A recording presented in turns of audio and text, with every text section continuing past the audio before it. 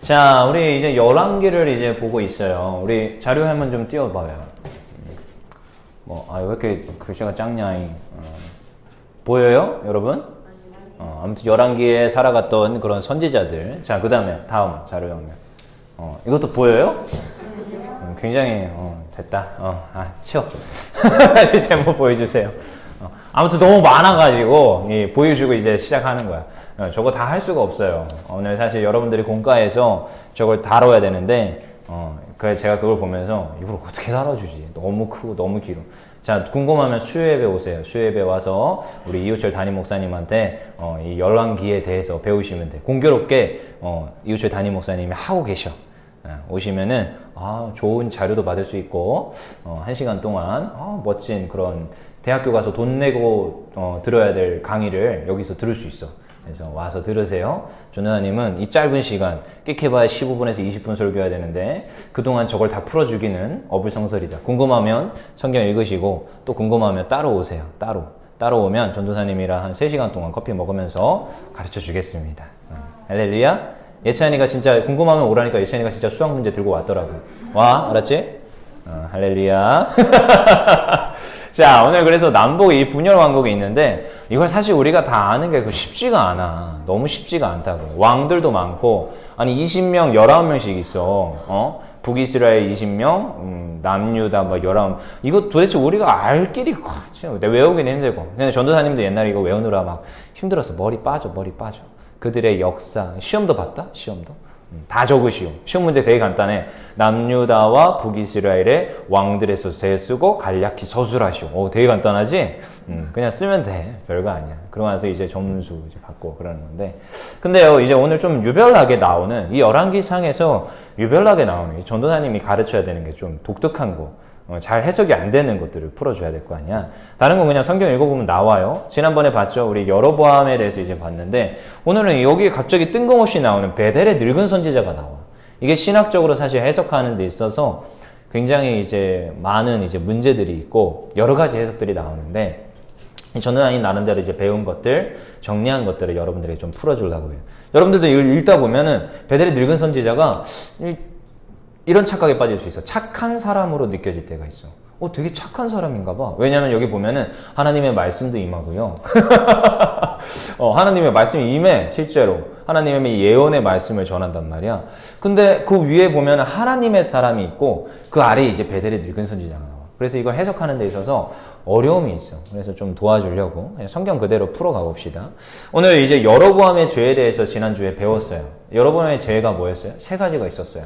첫 번째, 금송아지를 만들고 베델과 단에다가 놓고, 야, 너네들 예루살렘에 갈 것이 없도다. 어디 와서 내가 지은 이 산당에 와가지고 이 금송아지를 실제로 여호와라 불러요. 이 금송아지를 섬겨라. 예배 드려라. 예배는 드리는데 이상한 타종교와 전혀 다르지 않는 이상한 새로운 종교를 창시한 거지. 금송아지를 만들고 베델과 단에 두었어요. 그 다음에 두 번째가 일반 레위 사람들이 아니라 일반 백성들을 통하여서 그들로 하여금 제사장을 삼았어요. 그 다음에 마지막으로 절기를 7월에서 8월로 옮기는 것을 볼 수 있어. 그러니까 마음대로 한 거지. 지 마음대로, 자기 소견에 오른 대로 한 것이 이 여로보암의 죄였단 말이죠. 그리고 그 후대에 있는 많은 이 왕들도 야, 그들이 여로보암의 길로 행하더라, 이런 것들을 이제 우리가 보게 되는데, 근데요, 이 여로보암 앞에 하나님의 사람이 등장합니다. 오늘 보면은 열왕기상 13장 1절에 보면, 보라, 그때 하나님의 사람이 여호와의 말씀을 전하러 이제 옵니다. 하나님의 사람이라는 요 선한 선지자가 갑자기 이제 등장하는 거죠. 선한 선지자가. 여기 이제 뜬금없어요. 그래가지고 와가지고, 야, 너 이제 너의 이제 왕국은 멸망할 거고, 나중에 너희들의 그 뼈를 가져다가 제단 위에 불살라 버릴 거야. 이러한 것들에 대해 심판을 예언을 합니다. 이런 모습들을 이제 이 하나님의 사람이 전하는 것을 우리가 이제 보게 되죠. 그리고 특별히 이제 그의 이제 센시티브한 것이 300년 뒤에 요시야 왕이라는 그 요시야 왕이 있을 건데, 그 사람이 그 너희들의 뼈를 수급해다가 제단 위에서 태워버릴 거야. 이런 예언을 하게 됩니다. 실제로 다음 그 300년 뒤에 요시야 왕이 있을까 없을까? 있어요. 아까 우리 연대기표 보여줬죠? 연대기표 보면 요시야 왕이 나와, 실제로. 그래서 그때 요시야 왕이 개혁을 하고 다시 산당들을 허무는 이런 일들이 있습니다. 근데 아무튼 그런 것들을 했는데 하나님께서 이 하나님의 사람에게 또다시 하나 더 명령했어요. 야, 너 가서 그렇게 너에게 준 말씀을 전해 해놓고, 야, 그 대신 거기 북이스라엘, 북왕국에서 너는 아무것도 먹지 마라. 떡도 먹지 말고 물도 먹지 말고 속히 남유다로 내려와라. 남왕국으로 내려와라. 라고 이제 명령을 하셨어요. 그래서 그것도 이제 그 여로보암 왕에게 전달을 하고 이제 내려가고 있었어. 근데 내려가고 있는데 갑자기 뜬금없이 누가 나오냐? 베델의 늙은 선지자가 이제 나오는 거야. 무슨 말인지 알겠어요? 그래서 이 베델의 늙은 선지자가 그 말을 이제 들었어요. 아들을 통해서 듣고, 그래? 그 하나님의 사람이 떡과 물을 먹으면 안 돼? 그러면 야, 그 사람 좀 한번 모셔보자. 해가지고 이제 뭘 주는 거야? 떡과 물을 대접하는 상황이 지금 오늘의 이 본문인 거예요. 좀 어떻게 보면 나쁜 사람 같아요? 착한 사람 같아요? 나쁜 사람 같죠? 그건 맞다. 나쁜 사람 같아요. 나쁜 사람이에요. 착하게 빠지면 안 돼. 착한 사람이라고 보면 안 돼. 그러니까 위에는 선한 하나님의 사람이 있고 베델의 늙은 선지자. 이 심판의 때가 이미 선포가 됐어요. 누구를 통해서? 하나님의 사람을 통하여서 심판의 때가 선포됐어. 자, 이 베델의 늙은 사람의 이런 어떤 모습을 봅시다. 이 사람은 베델에 남아있어. 일단 베델에 남아있다는 것 자체가 어불성설인데 그를 뭐라고 하느냐? 선지자라고 또 표현하고 있습니다. 그리고 중간에 보면은 오늘 본문에서 하나님의 말씀이 그에게 임하는 걸 볼 수 있어. 근데요, 그의 처지와 어떤 모습들을 봤을 때 베델의 선지자는 분명히 타협했던 인물이야. 그는 이 지금 여로보암 왕 앞에 타협했던 인물이고 베델에 여전히 기고했던 인물이야. 여러분, 이 잘못된 걸 봤으면 옳은 걸 말해야 되는 것이 선지자의 역할입니다. 그것이 선지자의 당연히 마땅히 해야 될 구약의 모습이었어요. 근데 그가 옳은 걸 말하지 않아요. 타협을 했고 베델에서 기거를 하고 있었어. 자, 이 모습에서 이미 답은 나와요. 그는 타협했던 인물이고 분명히 선한 사람으로 비춰지진 않아. 그리고 이 선한 하나님의 사람을 데려다가 떡을 먹이는 모습만 봐도 사실 그는 악한 사람이라는 것을 전형적으로 보여주고 있어요. 그러니까 악한 사람이야? 이걸 딱 잡고 가야 돼. 악한 사람이야. 심판받아 마땅해. 어떻게 보면 하나님의 사람이 이미 말했던, 어떻게 보면 야, 너희들 동종들 그 제단에서 제사 드렸던 모든 이들을 뼈를 수급해다가 제단에다가 불살을 넣을 거야. 어쩌면 이 베델의 늙은 선지자는 그 나중에 뼈를 수급해다가 그 위에서 제단 위에서 불살라 없어져야 될 존재일 수 있습니다. 그쵸? 심판이 이미 선포됐다고 하나님의 말씀으로. 근데요, 여러분이 잘 생각해야 돼요. 구약에서는 죽음에 대한 어떠한 사상이 있는데 저주받았다, 축복받았다라는 이 죽음에 대한 묘사가 있어요. 그래서 정말 축복받은 죽음은 뭐냐? 좋은 죽음은 뭐냐? 그 선조들의 무덤에 같이 안치되는 것이, 그 시체가 선조들의 무덤에 안치되는 것이 좋은 죽음이야. 그래서 요셉도 죽고 나서 그의 선조들의 무덤에 같이 안치되는 것을 소망했고 바랬어요. 무슨 말인지 알죠? 야, 너희들이 갈 때 나를 애굽에다 놓지 말고 나의 뼈를 수급해다가 나를 같이 선조들의 무덤에다가 안치를 해줘. 그게 이제 요셉의 유언이었단 말이야. 그만큼 이 이스라엘 백성들에게는 죽고 나서 시체에 대한 처리가 축복이냐 저주냐라는 것을 대변을 해줘. 그 다음에 이제 좀 덜 축복은 뭐냐? 죽고 나서 시체가 그냥 다른 무덤에 묻히는 거겠죠. 근데 이제 최악의 저주는 뭐냐? 죽고 나서 시체가 땅에 뒹굴고 돌아다니는 것은 진짜 저주예요. 더 저주는 뭐냐? 죽고 나서 시체가 뒹굴고 돌아다니는데 짐승이 먹는 것은 더 저주야. 더 많은 저주란 말이야. 갑절의 저주.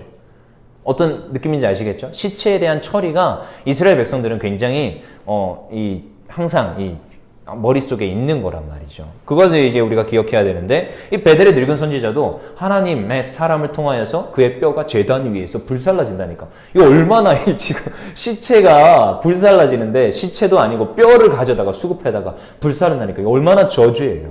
그 저주 받기 싫은 거지. 근데요, 이미 선포가 됐어. 그 심판은 기정사실이 아니야? 기정사실이 돼버렸어. 왜냐? 이는 선지자이기 때문에 그걸 알아. 자, 근데요, 사람이 못된 심리가 있습니다. 물귀신이라고. 나만 죽냐? 누구도 같이 죽자? 너도 죽자. 요게 이제 베델의 이 늙은 선지자의 심보인 거야. 이미 선포는 됐어. 이미 여로보암 왕 앞에 하나님의 말씀이 선포가 됐어. 그의 증거들이 나타났습니다. 여로보암 왕의 그 손이 굳어져 버려요. 이미 증거가 나타났어. 야, 이거 어떡하냐. 근데 보니까 하나님의 사람이 떡과 물을 먹으면 안 된대. 자, 누구를 초대해? 하나님의 사람을 초대하는 거야. 선한 그 하나님의 사람을 초대해서 야, 너 떡 먹어라. 너 물 먹어라 하는 거죠. 자, 근데 먹어요, 안 먹어요? 먹어요, 또. 이게 또 쇼크죠. 먹어요. 근데 먹었잖아. 자, 어떻게 보면 이거 실수일 수 있잖아. 그리고 하나님의 그 사명을 감당하다가 이런 공경에 처했고 그가 이렇게 돌부리에 넘어졌는 거 아니야. 근데 하나님께서 또 어떻게 하는지 알아요? 나중에 뒤에 이제 있는 본문을 읽어보면 그 하나님의 선한 하나님의 사람을 또 어떻게 하느냐? 죽여버립니다. 죽여요. 여러분 이해가 돼요? 이해가 안 되죠? 저는 이게 읽으면서 이해가 안 돼. 그냥 여러분들 그냥 단순하게 그냥 그렇구나 죽였구나 이렇게 하지만 저는 앞에서 하나님 앞에 귀하게 쓰임 받았던 사람이 요 베델의 늙은 선지자의 꾀임에 넘어가가지고 떡 먹었다고 바로 죽임 당하는 이 모습을 보면서 너무 어이가 없는 거야. 사자가 나타나서 물어가지고 죽여버려요. 근데 더 웃긴 게 있습니다. 물어가지고 죽이는데 그 시체를 먹는다 안 먹는다? 안 먹어요. 그가 타고 갔던 나귀도 먹는다 안 먹는다? 안 먹어요. 나귀와 시체와 사자가 서 있는 거야. 너무 기괴한 모습이지. 그걸 이제 사람들이 보고 야 저거 너무 신기하다. 너무 이상하다. 야 하나님의 말씀이 그대로 이루어졌어. 그가 땅에서 시체가 뒹군다. 자, 이 단계가 있댔어요. 시체가 뒹굴고 그 다음에 짐승에게 먹히는 게 더 악한 거랬잖아. 더 저주랬잖아. 근데 짐승에게 먹히진 않아. 왜? 사자가 안 먹으니까. 그러니까 딱 죽고 그 뒹구는 정도까지만 있는 거지. 자, 그래서 그것을 보고 이제 이 늙은 선지자가 깨달은 거야. 하나님의 말씀이 지금 뭐 하고 있어? 이루어지고 있는 거죠. 이 늙은 선지자가 이제 소름이 오쏘쏘쏘쏘 막 돋아오르는 거야. 하나님의 말씀이 선포되었고 하나님의 말씀이 이 심판의 때가 선포되었는데 그가 떡만 먹으면 죽으리라 했던 또 이 말씀이 또 이루어진 것, 그리고 그가 죽었는데 사자가 그의 시체를 먹지 않는 것, 이러한 모든 것들을 하나하나 보면서 이 베델의 늙은 선지자는 깨닫습니다. 깨닫고 나서 그의 아들에게 또다시 말을 해요. 마지막에 그의 유언에 대해서 우리 한번 볼까요? 그의 마지막 유언이 어떻게 기록되고 있느냐, 우리 쭉 한번 봐서 29절부터 한번 읽어봅시다. 열왕기상 13장 29절에서 32절까지. 이 늙은 선지자가 깨달았어. 하나님의 말씀이 이 심판의 때가 이루어지겠구나. 그것을 확신했어요. 29절에 32절 시작. 늙은 선지자가 하나님의 사람의 시체를 들어 나귀에 실어 가지고 돌아와 자기 성읍으로 들어가서 슬피 울며 장사하되 곧 그의 시체를 자기의 묘실에 두고 오호라 내 형제여 하며 그를 위하여 슬피 우니라. 그 사람을 장사한 후에 그가 그 아들들에게 말하여 이르되 내가 죽거든 하나님의 사람을 장사한 묘실에 나를 장사하되 내 뼈를 그의 뼈 곁에 두라. 그가 여호와의 말씀으로 베델에 있는 제단을 향하고 또 사마리아 성읍에 있는 모든 산당을 향하여 외쳐 말한 것이 반드시 이룰 것임이니로다. 이 베델의 늙은 선지자가 이제 알았어.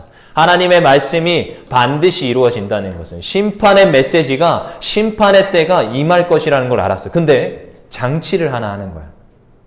자기는 심판받기 싫어.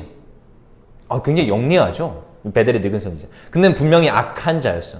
심판받아 마땅한 존재였어. 하지만 보니까 하나님의 사람, 이 사람의 뼈에 누구의 뼈를 내달라? 나의 뼈를 놔달라. 그 뼈가 제단 위에 불사르면은 저주라고 했잖아요. 그걸 원하지 않는 거야. 그래서 누구 사람의 뼈에? 하나님의 사람 뼈 옆에 나의 뼈를 같이 해서 장사해달라는 거야. 그러면 이 후대의 요시야 왕이 이 하나님의 사람의 뼈를 알고 자기의 뼈도 구원할 걸, 자기의 뼈도 안 태울 거를 이제 염두에 두고 이런 행위를 하는 것을 볼 수 있어요. 여러분 이걸 잘 생각해 봐야 돼. 심판받아 마땅한 존재가 누구 뼈 옆에 있을 때 심판을 안 당하게 된다라는 법칙이 여기에서 잠깐 갑자기 나오고 그 다음에 왕들의 역사가 이어집니다. 여러분 이것은 그냥 기록되는 것이 아니라 하나님의 복음의 말씀의 진리가 선포되는 거예요. 어떤 거냐? 심판받아 마땅한 존재인데 이미 심판은 선포되었어. 마지막 때는 이미 선포되었어. 당연히 지옥에 있고 천국에 있어. 그렇지만 그 마땅한 존재를 위해서 누가 죽느냐? 선한 하나님의 사람이 죽어요. 이해가 안 되죠? 누굴 위해서? 마땅히 심판받을 사람을 위해서 선한 하나님의 사람이 죽습니다. 그리고 선한 하나님의 사람 옆에 있는 마땅히 심판받을 사람은 구원받습니다. 이게 신약에서는 어떻게 드러나요? 마땅히 죄인인 우리가 있었어요. 근데 누가 오세요? 선한, 죄가 없으신 누가 와요? 예수님이 오세요. 그래서 예수님이 우리를 위해서 대신 죽으시고 우리가 예수님을 믿고 예수님 옆에 붙어 있기만 하면 우리는 어떻게 된다? 구원받는다라고 말하고 있어요. 이 마땅히 선포된 심판의 메시지 앞에 우리가 이것을 깨달아야 돼. 그래서 우리 결과가 어떻게 되는지 우리 결과를 보면 소름이 또 돋습니다. 우리 결과를 한번 찾아봅시다. 열왕기하 23장이에요. 요시야 왕 때 이루어진댔잖아. 요시야 왕 때 너희를 심판할 거라고 하잖아. 열왕기하 23장 17절 우리 읽어봅시다. 열왕기하 23장 17절에 18절. 이 요시야 왕이 이제 개혁을 단행을 합니다. 야, 저 제단을 저 산당들을 다 허물라. 저 패역한 이들의 무덤을 파헤쳐서 뼈들을 제단 위에 불살라 버려라. 근데요, 요시야 왕이 이제 이상한 걸 발견했어. 무슨 비석을 발견해. 자, 열왕기하 23장 17절에 18절 우리 같이 읽어볼게요. 시작. 요시야가 이르되 내게 보이는 저것은 무슨 비석이냐 하니 성읍 사람들이 그에게 말하되 왕께서 베델의 제단에 대하여 행하신 이 일을 전하러 유다에서 왔던 하나님의 사람의 묘실이니이다 하니라. 이르되 그대로 두고 그의 뼈를 옮기지 말라 하매 그의 뼈와 사마리아에서 온 선지자의 뼈는 그대로 두니라. 소름 돋죠. 이게 지금 하나님의 사람 선지자의 뼈였는데 그 옆에는 사마리아 선지자의 뼈라고 해요. 이 베델에 있는 늙은 선지자는 사실 사마리아 사람이었어. 좀 이상하죠? 그러니까 레위 사람이 아니라 다른 사람을 통하여서 제사장을 삼았던 여로보암의 때였단 말이야. 이 모습. 근데요, 어떻게 돼요? 이 하나님의 사람의 뼈도 살고 구원받고요. 그도 제단 위에서 불살르지 않습니다. 근데 그 옆에 붙어 있었던 이 사마리아 선지자, 베델의 늙은 선지자의 뼈도 불사르지 않아요. 이게 무슨 의미입니까? 우리가 정말 잘 기억해야 됩니다. 우리는 마땅히 심판받을 수밖에 없는 존재야. 우리는 죄인이라고. 육신을 덧입고 있는 동안은 이 땅에 온 모든 사람들은 죄인이야. 우리가 뭐 의로울 수가 없어요. 우리가 행위로 구원받는다고? 저 천주교 가면요 선행을 많이 베풀어라. 살아봐야 한다. 너희가 열심히 살고 끝끝내 갔을 때 하나님의 심판의 때에 천국 지옥 간다. 아니요. 우리는 누구 옆에 붙어 있으면 구원받아요? 예수 그리스도 옆에 붙어 있으면 구원받아요. 그 구원의 확신을 가지십시오. 그건 구원의 확신이에요. 우리가 예수 그리스도 옆에 붙어 있기만 하면 이 심판의 때에는 마땅히 구원받는 것이 이 성경에서는 계속 나오는 모티브들이란 말이지. 그래서 오늘 베델의 늙은 선지자는 이미 우리에게 말하고 있어. 그가 이미 행했어. 어떻게? 그 하나님의 사람 옆에 우리를 묻어달라. 성경에서는 계속 나와요. 그는 포도나무에 우리는 가지니 붙어 있기만 하면 돼요. 붙어 있기만 하면 구원받고 붙어 있기만 하면 열매 맺는 것이 우리의 인생입니다. 하지만 여러분 요시야 왕 때 이 요시야 왕이 무엇을 궁금해했느냐? 비석을 궁금해했어요. 비석이 보여야 돼. 이 비석은 무엇이냐? 우리의 믿음의 비석이야. 우리의 삶의 열매이고 우리의 삶의 비석을 세워놔야 돼. 여러분 그리스도인이라고 말하면서 이 여로보암의 왕 때처럼 그가 내가 여호와를 섬깁니다 말하면서 금 송아지를 섬기는 경우가 수없이 많습니다. 유사 그리스도인이라고 들어봤어요? 내가 기독교인이지만 세상에 나가면 이 기독교인과 별반 다르지 않게 살아가. 그에겐 믿음의 열매가 없고 믿음의 비석이 보이지가 않아. 야, 너 기독교인이라며. 근데 기독교인의 모습은 없어. 욕하고 때리고 나쁜 짓 다 하고 살아. 마지막 때에 올 거야. 요시야 왕. 예수 그리스도께서 왕으로 이 땅에 오셔서 우리를 심판할 때가 와요. 근데 그때 우리에게 볼 거예요. 과연 예수 그리스도 옆에 붙어있는 존재인지, 그가 믿음의 비석을 잘 세우고 있는 존재인지. 만약에 여러분들이 믿음의 비석이 명확하게 세워져 있고 예수 그리스도 옆에 명확히 붙어 있다면 왕께서는 저를 천국으로 인도하라 라고 명하실 줄 믿습니다. 우리가 살아갈 때에 그저 예수 그리스도 믿습니다 이 고백만이 중요하죠. 하지만 그것만이 아니라 믿음은 반드시 행실의 열매로 나타나게 되어 있습니다. 우리의 삶 속에서 그 열매가 드러나야 되는 거야. 그래서 우리가 말씀을 읽어야 되고 이 말씀대로 살고자 몸부림쳐야 되는 것입니다. 전도사님도 이 말씀을 준비하면서 얼마나 몸부림쳤는지 몰라. 내가 내 삶에서 과연 내 설교대로 살고 있는 것인가? 내가 하나님의 말씀대로 살고 있는 것인가? 여러분 그 질문을 여러분 삶 속에서 항상 하십시오. 한 주 동안 하나님, 제가 정말 이 베델의 늙은 선지자처럼, 어쩌면 여러분들이 이 베델의 늙은 선지자일 수 있어요. 심판받아 마땅할 존재. 하지만 내가 이 베델의 늙은 선지자처럼 그 여호와 하나님의 아들인 그 선한 예수 그리스도를 못 박은 존재입니다. 하지만 제가 그 옆에 붙어 있겠습니다. 예수 그리스도 옆에 붙어 있겠습니다. 나를 구원하여 주옵소서. 예수 그리스도의 의로 우리를 입혀주시고 우리를 구원하여 주옵소서. 그렇게 한 주 동안 고백하는 우리 청소년들 되기를 원합니다. 한 주 동안 하나님의 말씀을 읽으시고 하나님의 말씀을 가까이 하시고 특별히 이러한 고백 가운데서 믿음의 비석을 세워가는 우리 청소년들 되기를 간절히 소망합니다. 우리 시간 나같이 기도하겠습니다.